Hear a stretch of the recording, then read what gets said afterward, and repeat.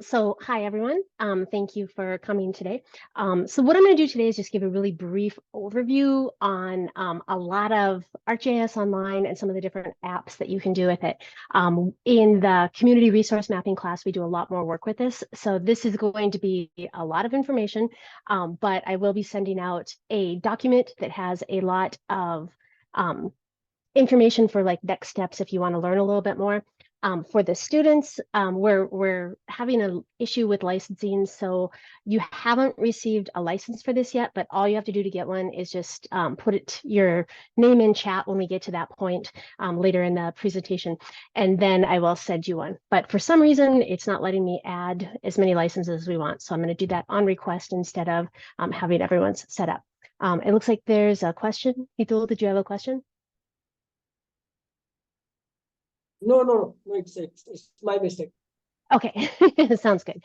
Okay, so feel free to stop me and ask questions if you want as we go. But like I said, this is just going to be kind of an overview and demonstration of a bunch of different things. I've got several demos up and we'll work through a couple of specific demos also. Okay, so I'm going to share my screen.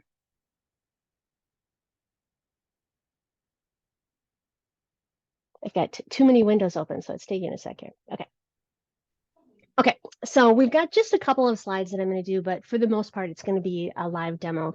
But let's just get started a little bit with what is ArcGIS Online. And when we talk about geographic information systems, so like mapping with computers, the one that we're talking about today is this ArcGIS Online. So it's a really simple kind of introductory version for geographic information systems.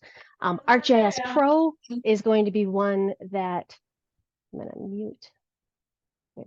ArcGIS Pro is going to be one that advanced GIS users and professionals are going to use. So this one is one that's beyond the scope of what we cover at Future Generations until I can talk Kelly into letting me teach a class on that. There's my little plug, Kel.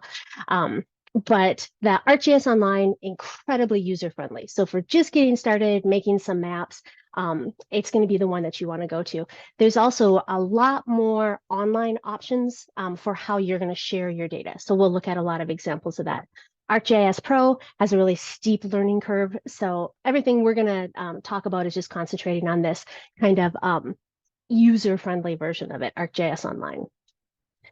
So ArcGIS Online, you can kind of think of it as more of a toolbox.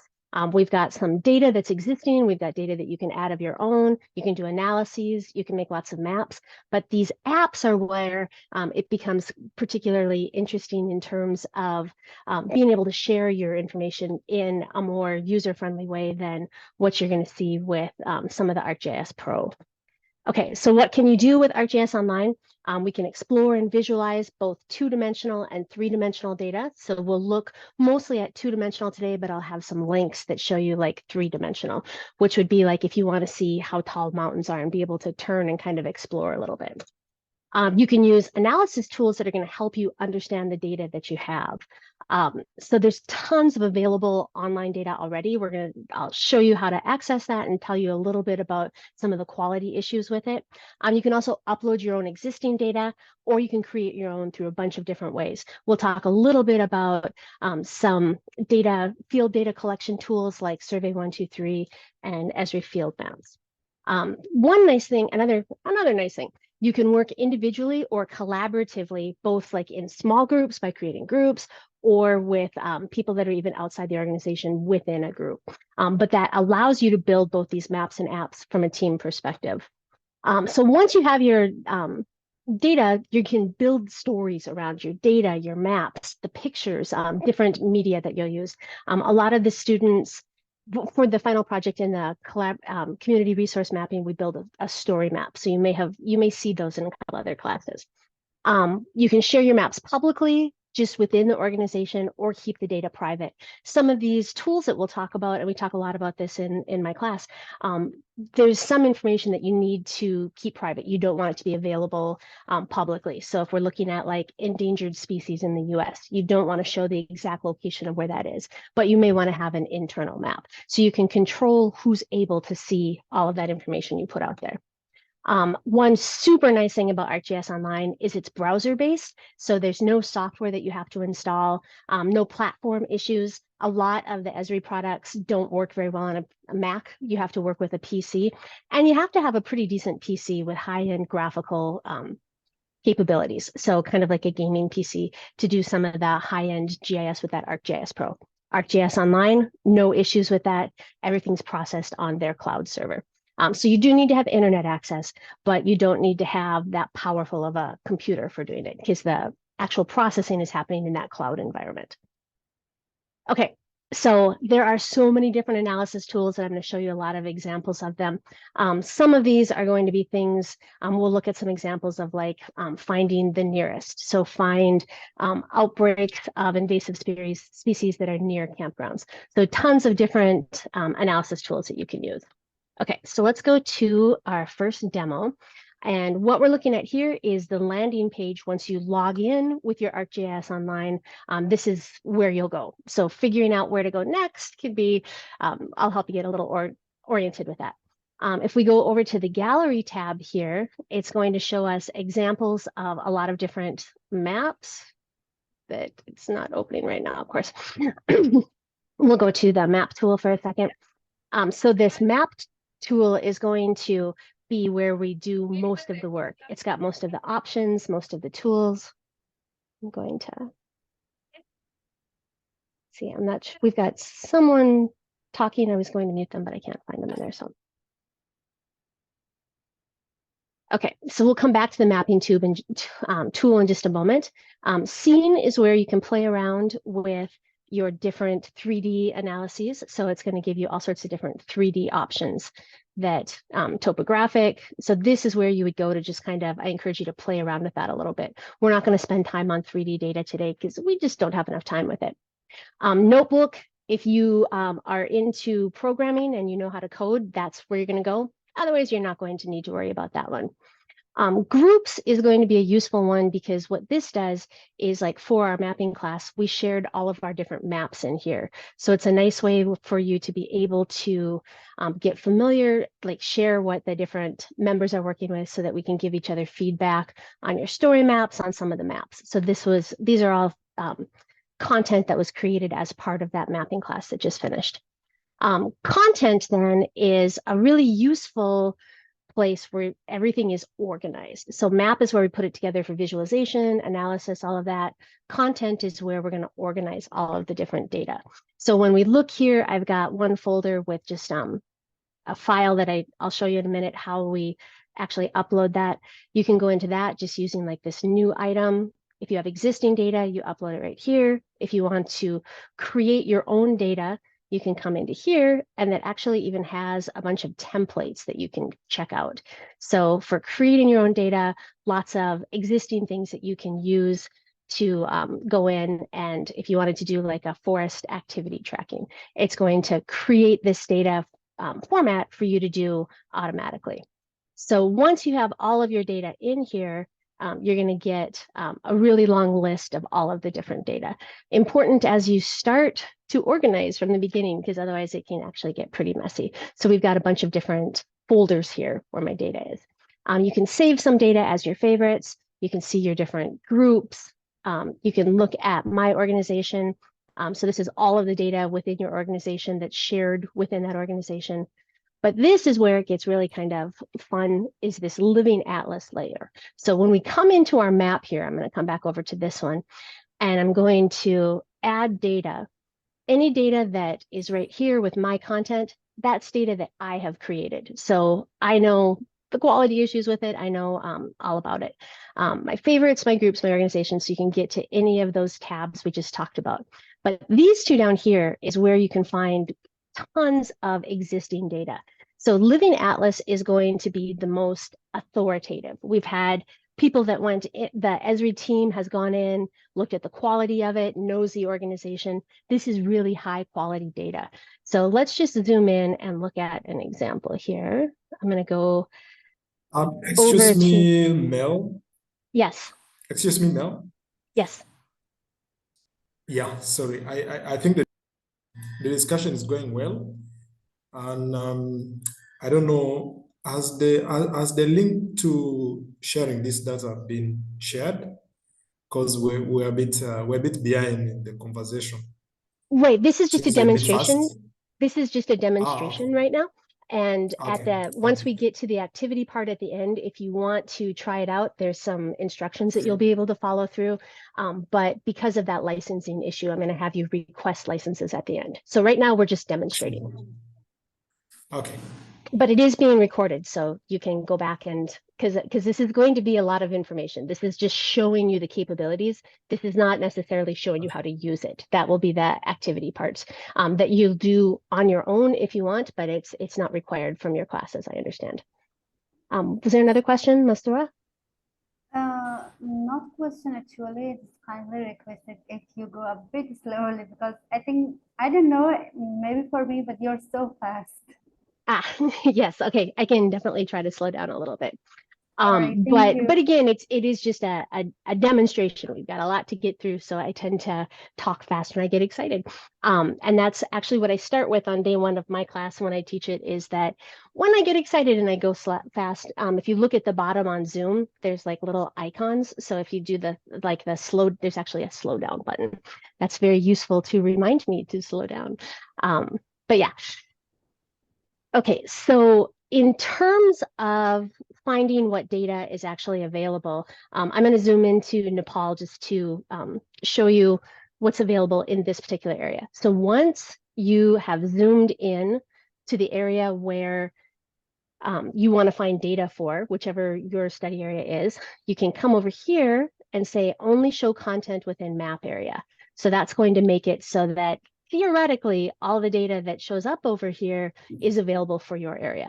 Sometimes people haven't set the extent correctly. So USA short-term weather warnings, probably not going to be any data in Nepal. So they just set it as a global layer, but you're going to need to kind of go through to play around and see what's actually available in your area. So here with recent earthquakes, we can zoom out a little bit, and there have not been any recent earthquakes in Nepal, but if we look up into some of these other areas, we can find out more about them. Any of the points you click on, it's going to give you more information about those particular layers. Okay, so I'm going to remove that one. Because a lot of the data is derived from satellite imagery, there is a lot of data that is available on a global scale. So not all of it's going to be global, but there will definitely be some available for every area. We did run into this in my class that not all areas have the same amount of data. And because this is a company out of California, there's a lot more US data than there is in different areas. So looking around and figuring out what is available, there's going to be a couple of activities that talk about exploring that I'll show you later. That's going to give you some information about what's available in your area. But as you can see, we've got, I think we've got thousands of, there's 21 pages of available data that you'd be able to look at. So Living Atlas is the most authoritative, the highest quality data that you're going to be able to use from existing data. If you go to ArcGIS Online, that's going to be data that anyone has published publicly. So you really need to be careful with that one in terms of quality. So if we look at, let's go into this one. I don't know anything about it, but we'll add this layer. I'm going to go into my layers list.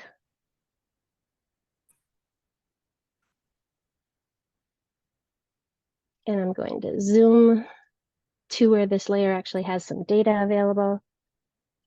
Turn this one off. And once we look at this, it's really difficult. We can tell that there's some data there, but we don't actually know what we're looking at. So with this one, you're going to have to go in, look at some of the information about it, and it'll give you a little more information about it, but oops, I went into the wrong one, sorry.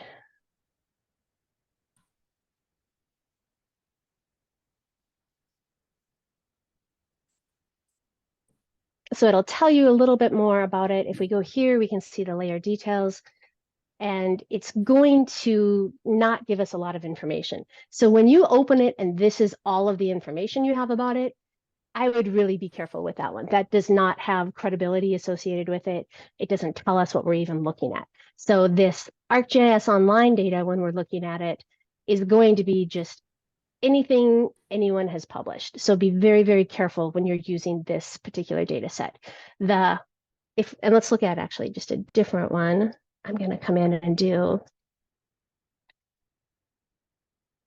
Adirondacks because I can usually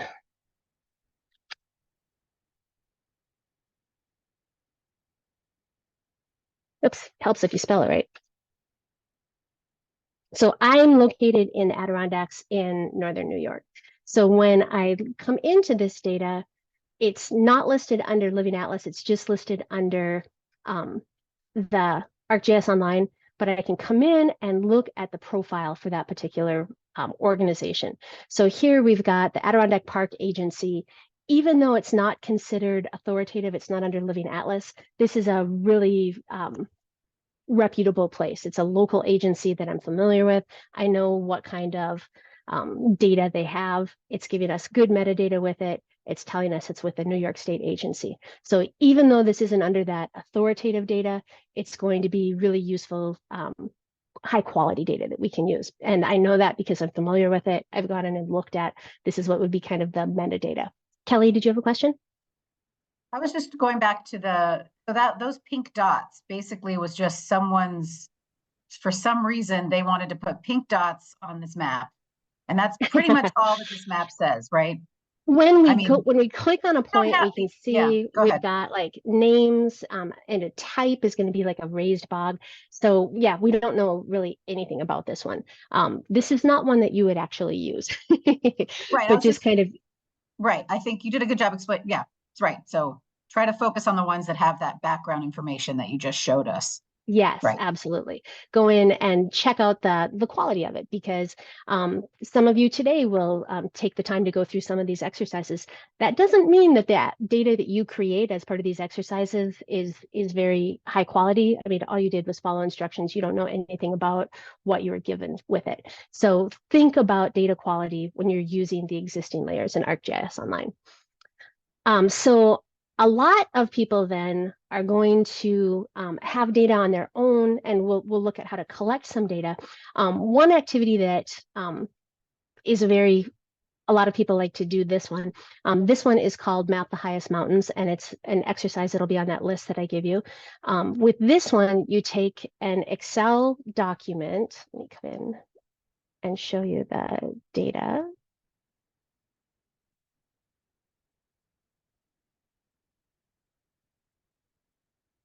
Okay, so this is an Excel document that has coordinates, so latitude and longitude.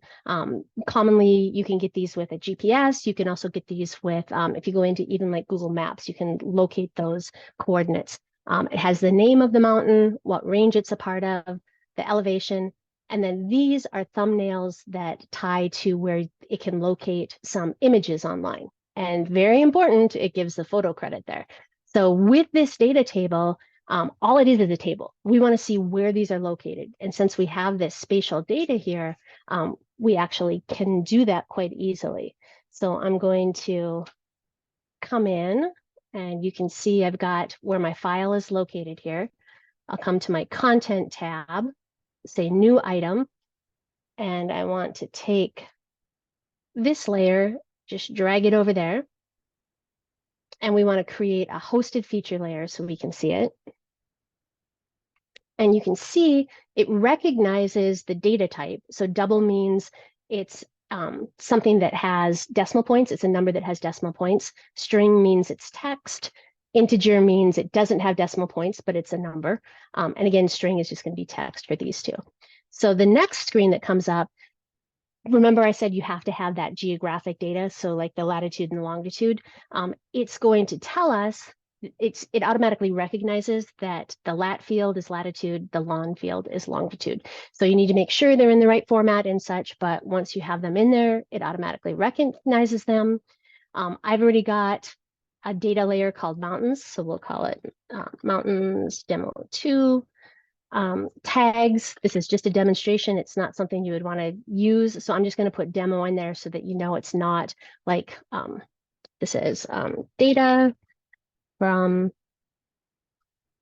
Learn ArcGIS tutorial. So that just tells me what the data, a little bit about the quality of it and where that data came from. So now it's going to publish that data,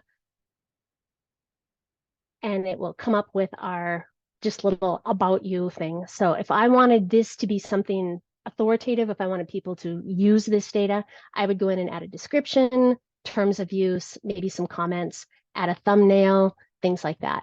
But we're just going to open that directly in Map Viewer.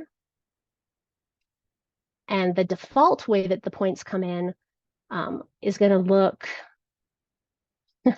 hopefully, there we go. It's going to look like this. And when I click on one of these points, this is one of the nice things about ArcGIS Online is it's going to give you information about it. So when we look at this, like it's not super useful data. It's not going to tell us as much as we'd like about it. So the exercise that if you want to work through, will give you instructions on how do you change the symbol for it. And more importantly, how do you update the pop-up information that comes up? So it tells you just a little description about this particular mountain. You can click to find out the photo credit, but the mountain itself pops up right there. So this is going to be a lot more useful than just looking at, whoops, definitely not that one, than just looking at like this one with the generic points. So you can do a lot of customization to make it so that when people are interacting with the map, they're able to get the information you want them to. So that's a useful way to be able to symbolize a little bit nicer and share more information. Okay, so that was under the content. I'm not going to save this map because we've got a nicer one that was created in the other tab. But now when I look, you can see it's sorted by when the data was created. So this is the feature layer that we just created. That's the original file. It saves that, but that's going to give us the data itself. When I click on it, that's what brings me to that item page that tells me all about it, and will, once it's actually finished loading, give me over here, it's going to give me an option to open in Map Viewer. Kumbukini, did you have a question? Hi, Mayor. Hello. Yeah, sorry. I know that we'll have an opportunity to rewatch this session through the recording, but if possible, if you would maybe just slow down a little bit. Okay, so and I will, If possible, yeah. yeah, I can definitely Yeah, try to thank you. slow down a little more. And just remember, Yeah. like those tools on the bottom of Zoom, if you want me to slow down, there's that little, there's a button that allows you to say slow down. So feel free to use that if you'd like. Okay, so we've got, let's see. Okay, so that Living Atlas, remember I told you the one really credible source that there's data available for.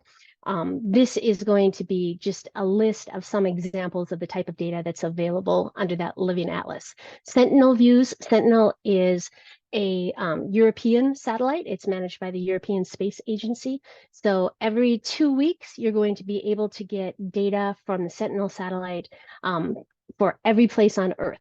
Oftentimes that satellite is going to be above clouds. So if you live in an area where there's a lot of clouds, you're going to have great pictures of clouds and not be able to see what's going on in the land. But this satellite data has been used. So again, since it is every 2 weeks, you can usually find some time of year when there's not a lot of clouds. I did run into problems with that with the Democratic Republic of the Congo when we were trying to do some mapping for a nature preserve there. There were really no good days where the entire study area was cloud free. So in that case, we had to go into some pretty high-end remote sensing and piece together different pieces to make a nice little composite of all of them.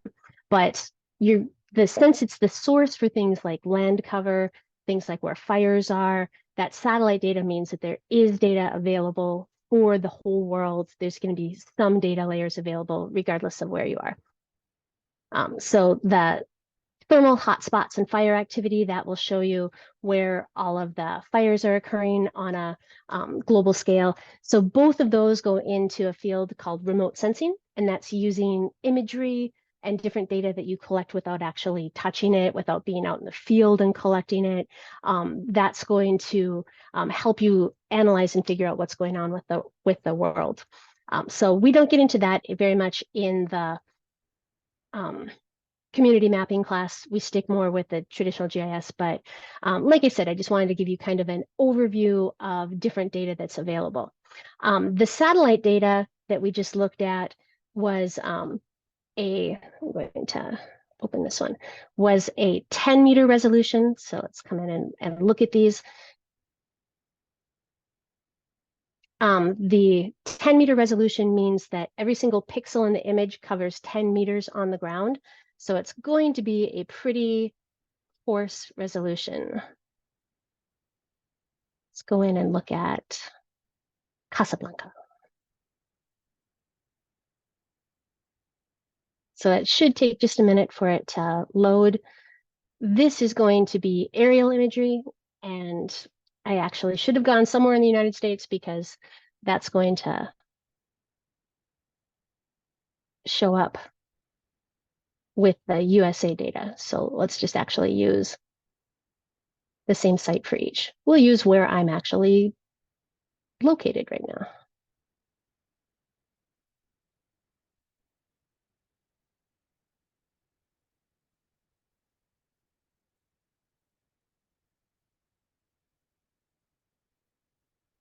So it's definitely going a little slow. So we'll come back to this one. I'm going to continue on and we'll come back to these two. But the aerial imagery, you see it's got a lot more, a much higher resolution. So if you wanted to look at like where houses are at, you're going to need this resolution in order to be able to really see what's going on. So this is, you can see like the house, you can see the roof, garage, little shed there. You're not going to be able to see that much detail when this one finally does load. Let's see if we can maybe find a different time period where it'll load.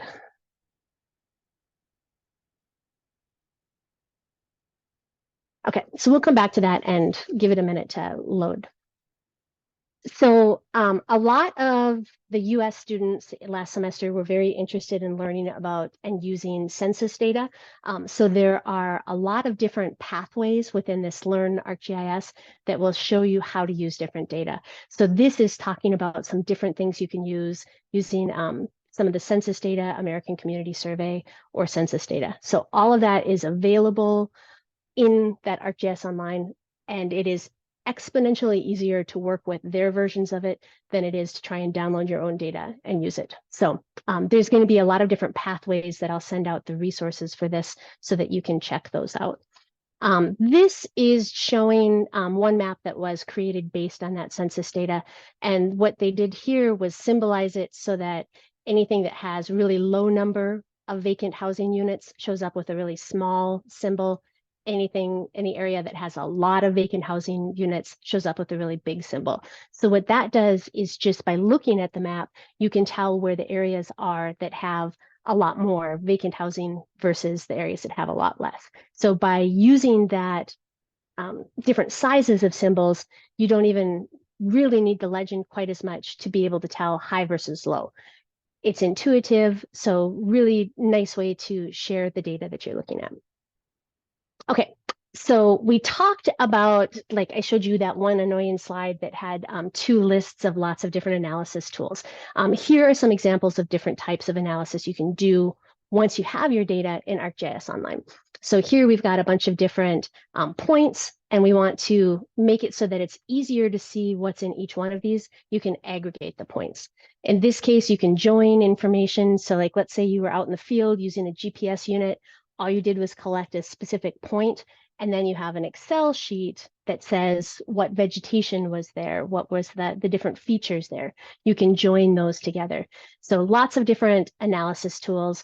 We'll show an example of Summarize Nearby in just a minute, but tons of different analysis tools that allow you to you can look at view sheds. So what that's going to do is tell you, like, if you're standing in one location, what can you see from that location? If you have a data set that has digital terrain model, then that's going to show you, like, if there's trees, are the trees going to be blocking your way? So a lot of people will use this for things like a cell phone tower. cell phone connects using line of sight. So if you can't actually see that cell tower, you're not going to have very good reception. So this would be used for helping figure out where would be the best place for a cell tower where you're going to have the most visibility with it. Watersheds, trace downstream. This one's useful for things like if you have a mine that has that's leaking, you'd be able to figure out everywhere downstream that's going to be connected to that. You can use that for like looking at invasive species spread, things like that. So tons of different layers. I'm not going to go through all of them, but there's all sorts of different automatic tools that you can use with it. So let's go in. This was created with those that census data I showed you that has like the vacant houses. This one looks at how do we categorize it so that we can figure out where the different multi-units are. So you can go into that same data set using different attributes and display based on that. So let's go through a little demonstration here on how to, this one's called Visualize Equity Goals, so that you can see this process of analysis working with data. Do you have any questions before I go into the demo here? Okay, pull up my instructions here.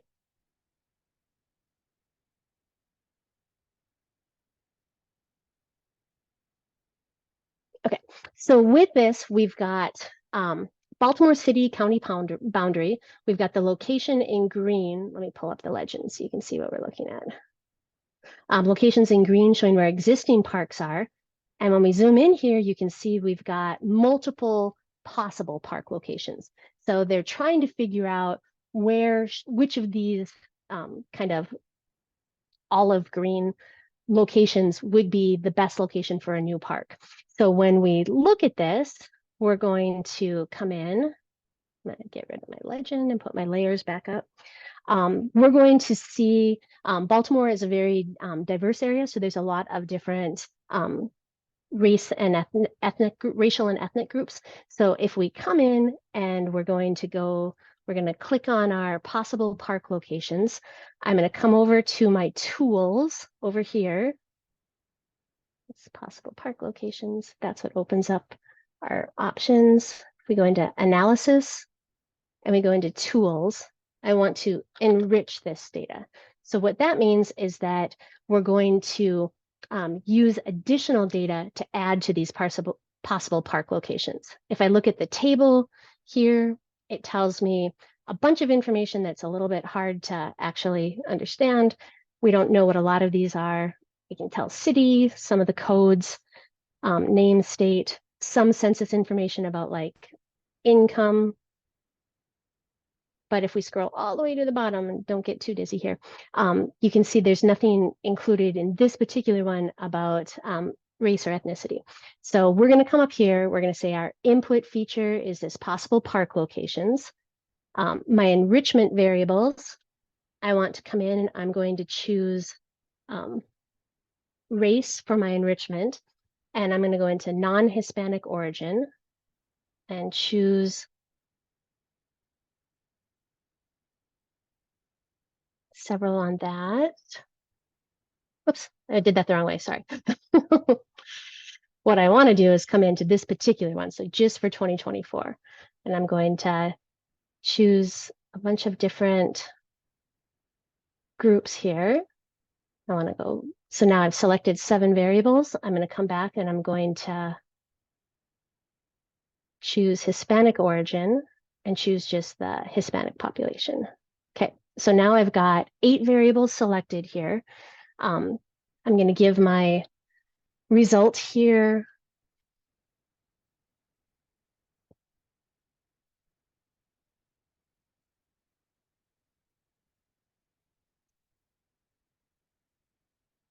A unique name that won't duplicate anything else. Environment settings we're not going to mess with today, but I'm going to run this. And since that's going to take a minute to run, you can actually track it up here with the process on it. We're going to come back to that one in just a second. Whoops. Okay. I'm gonna save this while it's processing. And I want to save as demo. Yeah, that works for, so this is mine within there, so we're all good.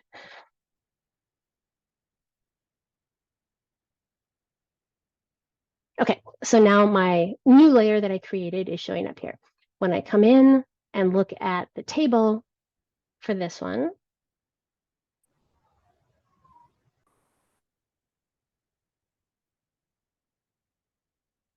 you can see we've got the original layers that that I showed you before, but when we scroll all the way to the bottom, we now have all of those additional layers that I had added using that enriched data. Okay, so once we have these, it's great that it's in the table, but it doesn't really make it easy to understand. And you can see here, the boundaries look exactly the same as the other ones. I'll turn this off for a second. You can see those original olive color ones, and here's our new data that we have. Okay, so since the table isn't really useful for figuring out what we're looking at, we can go in and actually create charts. And I'm running a little bit short on time, so I'll show you one way that we can do charts, but we won't take too long to do it. Okay, so we'll come over here and we're going to select this one, come back over, configure charts, add a chart. Let's do a pie chart. And for category field, we can look at, oh, pulled up the wrong one there.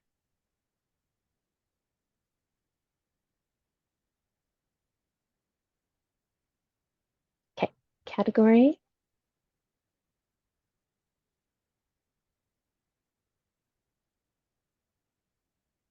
Oops, we go to our slices here.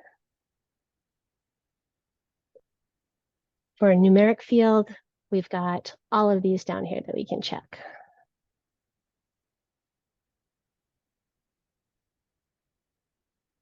Sorry, I go to field, that's what the issue was. I can select all of them now.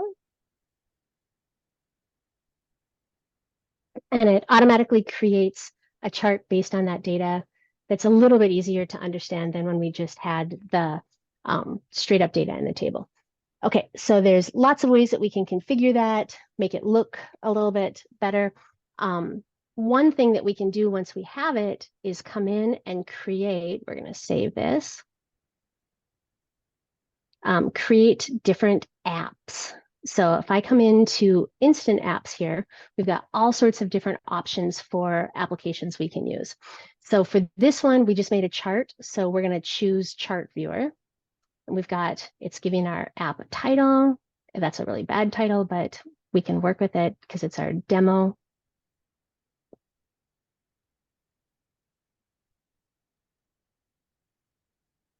And you can update like the way that the chart looks and all sorts of things like that. But when we come into our charts, we're going to choose which one we want. That's a really ugly name on it. So I'm going to edit and we'll call it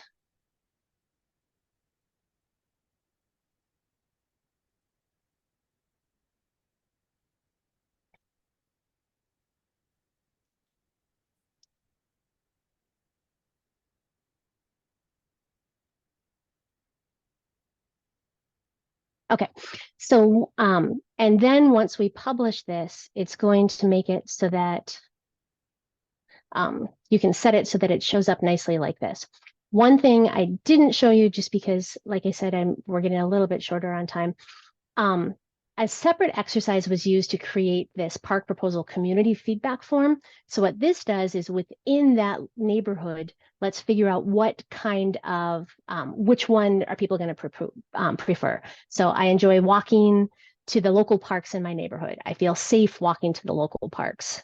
So all of these are questions that are created with this Survey 123 tool that allow us to figure out which different variables are most important to people. And then it has at the bottom this race and ethnicity section. So what that's going to do is come in and show us based on those, the survey participant locations and which areas they want. So it's telling us which ones are most important, and does that vary by race and ethnicity in that particular neighborhood. So I know I went through that one pretty fast, but we do have, if you're interested in this, that will be in the links that I send out for different options for analysis. So let's come back to the PowerPoint for just a moment. ArcGIS Online is not a free product. There's some products that are free, but in general, from my experience, they've been a lot more difficult to use. But it is this web-based collaborative platform. You can get public accounts that are really useful for using public resources, but you're not able to add your own data and such. A subscription to ArcGIS Online runs anywhere from $100 to $3,800 per year per license. Special pricing for nonprofits, education, you can get up to 90% off for nonprofits. Service credits, every time you run one of those analysis tools, it's costing service credits. Any data that you want to put up online, it's going to cost you credits for it. So if you're doing a lot of data, it can get expensive pretty fast. Okay, so then the analysis was the second demo that I did. I'm going to really briefly talk about two different field data collection tools.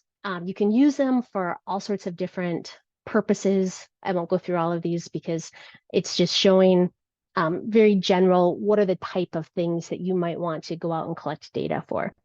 But there's two different tools. The one I just showed you is called Survey123. There's also one called Field Maps. So if, like that survey that I showed you, there was a whole bunch of questions in it, that's really useful for using Survey123.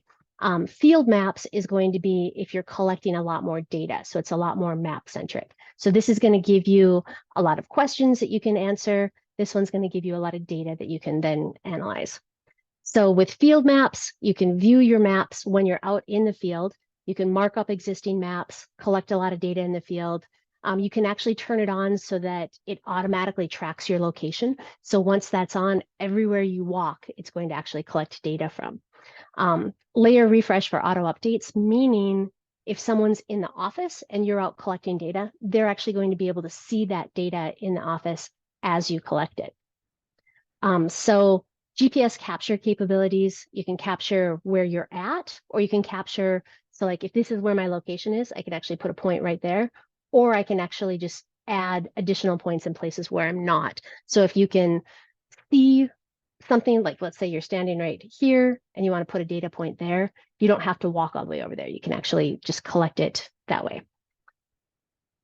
So this is just showing the importance of when you're out there going in order and how you collect the data. If you cross over quite a bit, you're going to get some really messy data.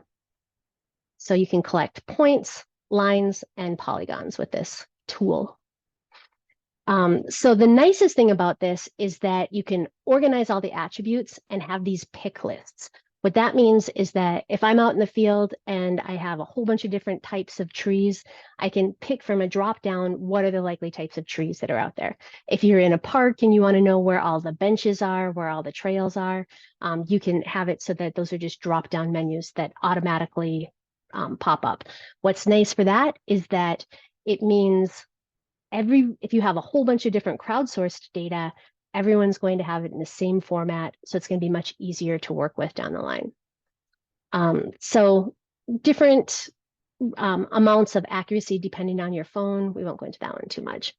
Survey123 is going to be the form-centric one. So you pre-populate all of your responses, guide the respondent through the form, and you can work offline for this. If you're online, data collected in the field becomes available in the office in real time. You can get the data either on a cell phone, so the mobile app, or just on any web browser. You can actually collect and fill out the survey there. So when you share it, you can make it private where it records each user's name, or public where no account is required. So this part is really useful for crowdsourcing data collection. So I'm going to go into a demo in just a second with that, but Survey123 Web Designer runs in a web browser. You just take questions, drop them in there, and set it up nicely. You can do complex ones. We're not going to go into those today. So which would you use, Field Maps versus Survey123? If you have a form with a lot of questions, then you're going to want to use Survey 123. Mapping water infrastructure, map-centric, you're probably going to use field maps for that. Okay, so let's go in and look at another demo.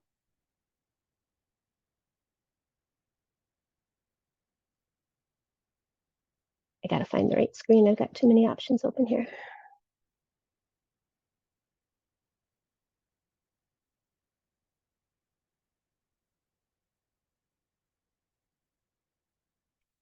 Okay, we'll come back to the survey in just a moment. These are some different, if you're interested in learning how to perform analysis, we've got a bunch of different analysis examples here. So this is one example. So we're going back to analysis for just a minute.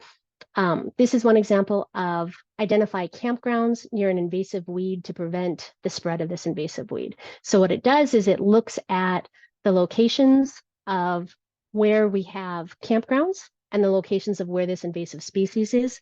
And then that way you're able to figure out where are the areas that are most at risk of spreading that particular invasive species.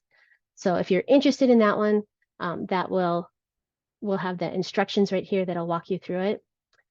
This is an example of figuring out how far you would be from different electric vehicle charging stations.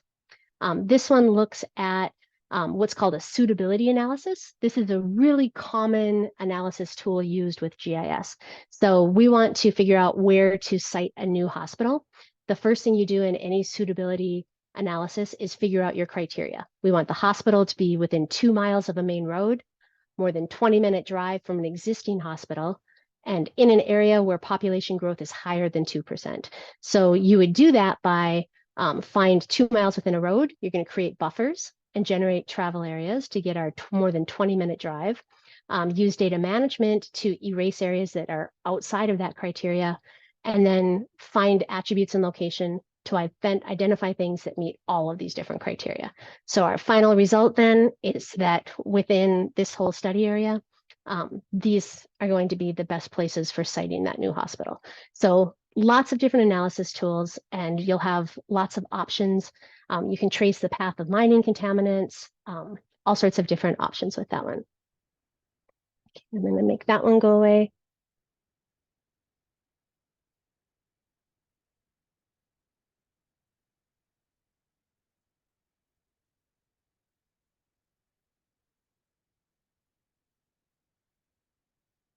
Okay,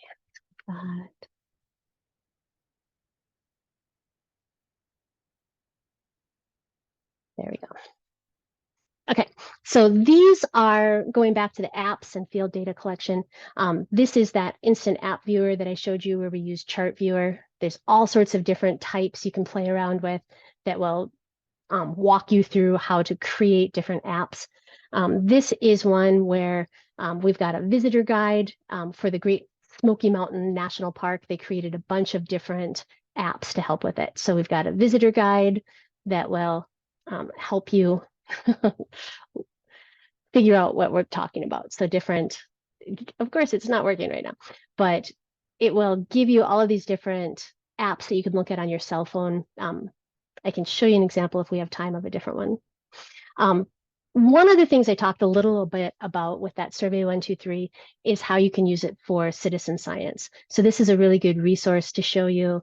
If we use Survey 123, it's going to give us, here's an example of a survey. So you would put in your name, you can have it automatically determine your location, or you can place it on a map, and it asks a whole bunch of different questions about the area. So this is really useful for citizen science because anyone can go in and fill it out. So one of the students in the class last semester used one of these for people to report. They were documenting where there were different basketball games going on, football games going on within their refugee community. So this was, they used a Survey 123 app to figure out where all of these different activities were going on so that they could share them with people. You can then, once you have your data, use what are called dashboards, and that will live update as the citizen science data comes in. So here's one example of a dashboard that was looking at distribution of water filters and outreach information about safe drinking water after in Puerto Rico. So we've got our different phases of the project and different municipalities that we can look at. And it shows health conditions that have been reported. You can look at how it's divided up by, but it'll have different information and it will automatically update as you go through with that dashboard.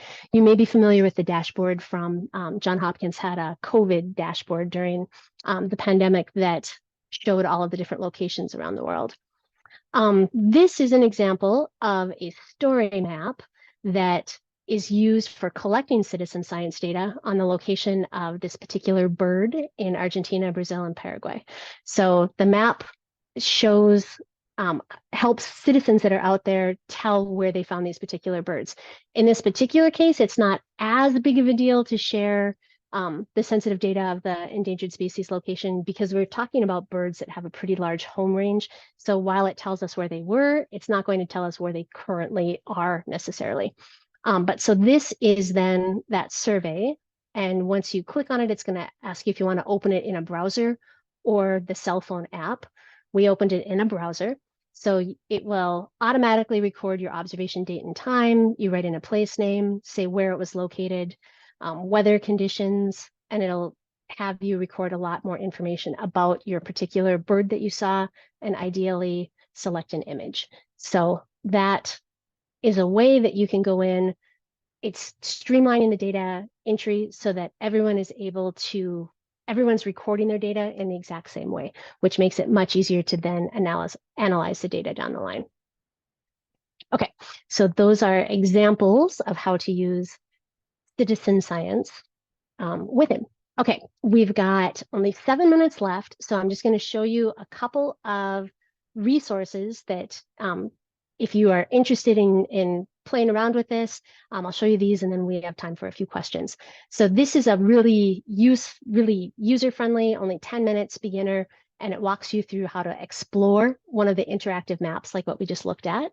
So it will go through and just walk you through how to do different things. This one has you create some data. So you're creating, navigating, and saving a web map, changing base map, searching for locations, again, about 15 minutes. This making a map of public high schools in Detroit. You're creating a layer from a CSV file like we did with that, map the highest mountains. Then you style it to make it look a little bit nicer. So this would be the end result of that particular map. So those are several examples that I'm going to recommend you use. This is the document that I'll send out. So we've got all sorts of different links you can use. These are some maps that we've created. Actually, let me show you this one really quick. This is a story map that was created by one of my students in a 400 level GIS class.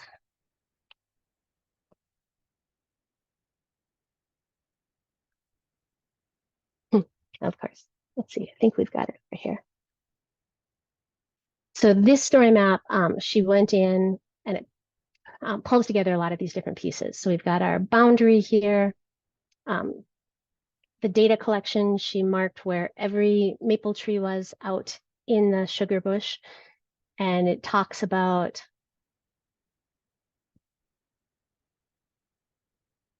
there you go.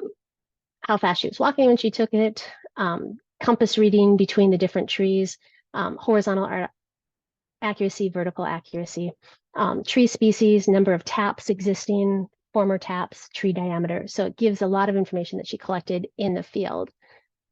So then when we scroll down to data analysis, this is an example I wanted to show you where she was using satellite data, which was pretty coarse resolution, but looking at vegetative height using that satellite data. Identified the number of taps per tree, orchards, and looking at different soil types. So lots of different data gathered from that one.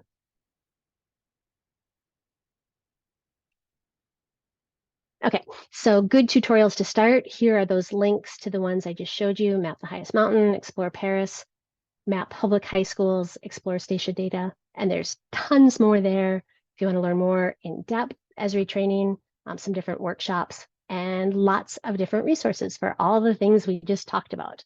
So I will send this out so that you have access to it to play around with it a little bit.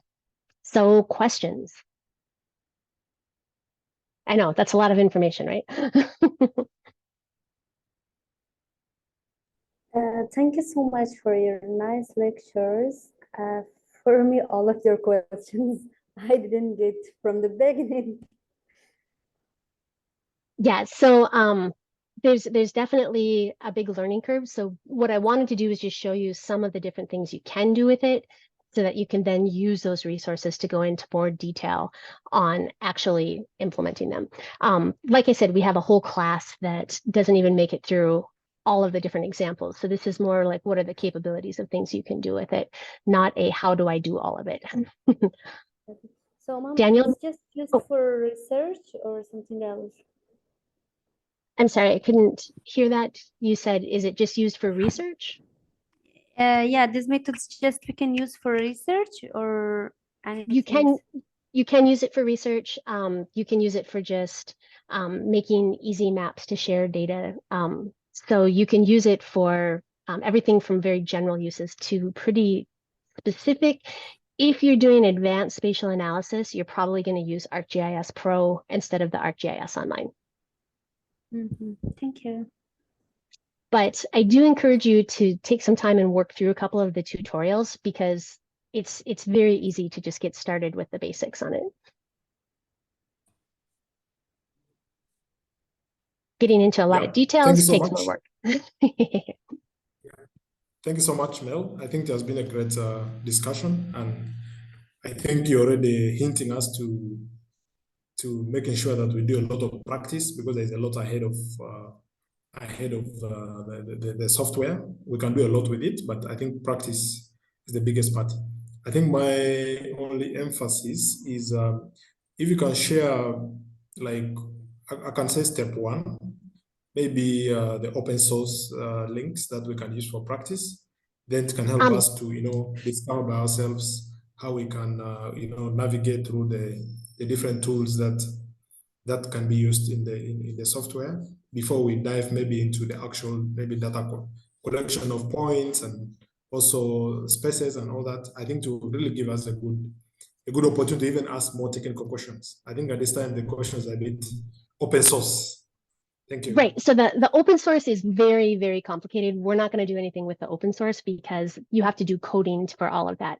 So what anyone that's interested can just put in chat that you would like me to send you the user information to connect to ArcGIS Online through Future Generations. The main thing, if you really want to learn these, take the community resource mapping class. So all that you would be doing with, like, I wanted you to know what it's capable of, but until you take that class, you would just be making the very simple maps. So like those first 4 that I showed you on the document, that would be the ones that I would recommend before taking that class. Chris. I'm curious about the data that we would be putting in there. We are, of course, aware of the quality of our own data, but does it then become available for ArcGIS to be able to use and for others to reference? If that depends on how you set the data up, you can make it so that it's completely private, or you can set it to within an organization so that anyone that has a Future Generations login is able to. You could add external people to a group, and then everyone within that group, even if they're outside of Future Generations, would be able to see it. Or you can make it public and then everyone can see it. So you get to control who's able to see it. Okay. And I'm just going to toss this out there because it's more of a comment than it is. But from a community development standpoint and the availability of data in some locations, it might be interesting sometimes for our students to be able to be submitting the data that they feel that is highly high quality data to help fill the gaps. Absolutely. So I'm Absolutely. putting that out there. Yeah, and that's kind of why I took the time to go through a little bit like with the citizen science applications, because there's a lot of areas that just don't have very good data. it would then be incredibly important to make sure that you update that in the metadata so that people know here's how it was collected. This is high quality data. This isn't just a demonstration that we did for a class. And then if you make that available publicly, you can submit it for that living atlas as the authoritative data. Even if you don't get it into the living atlas, because that's a pretty high bar to make it to, you can still put in, like when I showed you that Adirondack Park Agency data at the beginning, I would consider that authoritative. They apparently haven't gone through the whole quality control process that Esri has, but looking at it, you can tell that it's quality data. So I would not be afraid of using that. But excellent point, Chris, because there are a lot of areas that don't have much available data. Thanks, Mel. Yes. We're over time, but we have two more quick questions. Deborah, go ahead with your question. I just wanted to ask the capabilities for sharing story maps or other of this data once it's been completed outside of the login web or app version. Yeah, so whenever you make your maps, you can automatically insert those into the story maps as long as you have all of your data set to public, your map set to public, and your story map set to public, then anyone will be able to see it without logging in or anything. If you have it set so that it's within the organization, people would have to log in with their organizational account in order to see it. And like when you go to share your story map, it's going to analyze and say, these layers need to be shared publicly. So it'll give you a warning if something won't be visible. So what you couldn't like export it as a video, for example? To export it as a video, I would probably I would honestly hop on Zoom and record it and do like a walkthrough with it. You can export it as like a PDF, but then you lose the interactive capabilities with it. Got it. Great. Thank you. And Kumbukani, did you have, oh, sorry, go on, Mel. And a lot of the different apps that I showed you, like with that instant app builder, many of those are really useful for public. So you can have them like interact, turn layers on and off. So that's a really useful way to share just the interactive map capabilities. Okay. Great. Yep, go ahead. Yeah, actually, it was just an extension to Debola's question on the exportation of the file. Like, can it be exported as, let's say, an image, which can actually maybe be pasted in a Word version of a report? So if it can be exported as a PDF, I guess, then you can also convert it to an image, or you can actually download it as an image. And mine is a little bit outside maybe this session. So I just want to find out if there is a paid version of this training, maybe to an advanced level.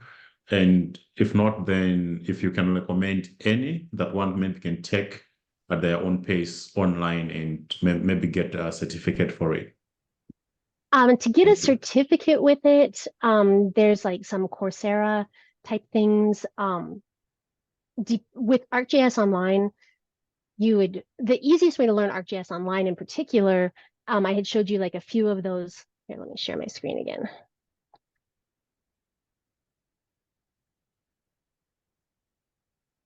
Okay, I think you can see the document now, correct? Yes. I've got too many windows open. I can't see it. But when you look at it, yep. Okay, We're looking when at you it. look at it, there's I can't see it, so I can't point things out. There we go. So when we look at like ArcGIS Online, these are going to be a series of tutorials that walk through so you can learn a lot more with it. These are like the simplest tutorials, but there are so many different. Let me actually come into this. And now I need to reshare because I'm on a different page.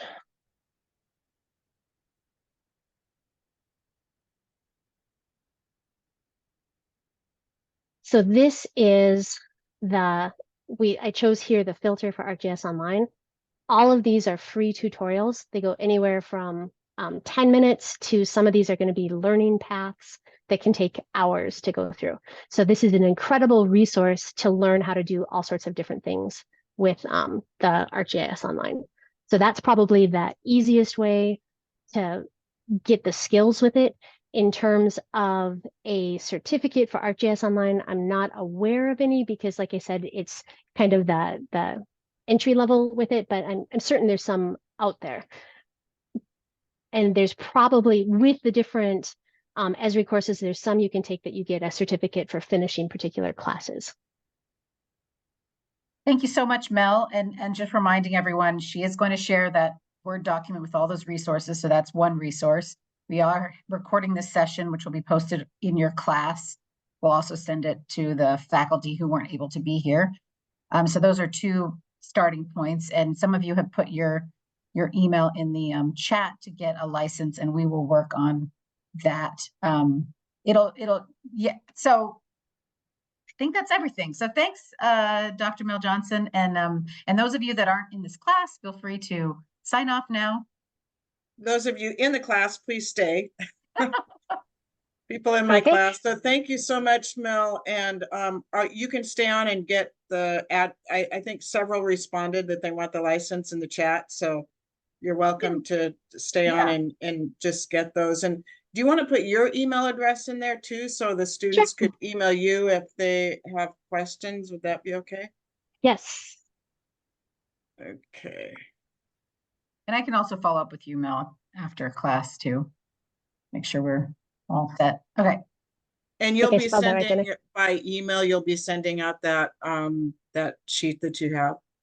Yeah, I'll send that to you, Christy, and then you can put it up on the course page with Oh, it. perfect. And I'll send it out to everyone that had registered that was faculty and staff. With the one thing to note with the Esri licenses, if I'm going to check back in a week, and if you've been using it, you can keep your account. If you haven't been using it, then I'll delete the account and you can just email me if you want a new one, just because we are running really short on licenses right now.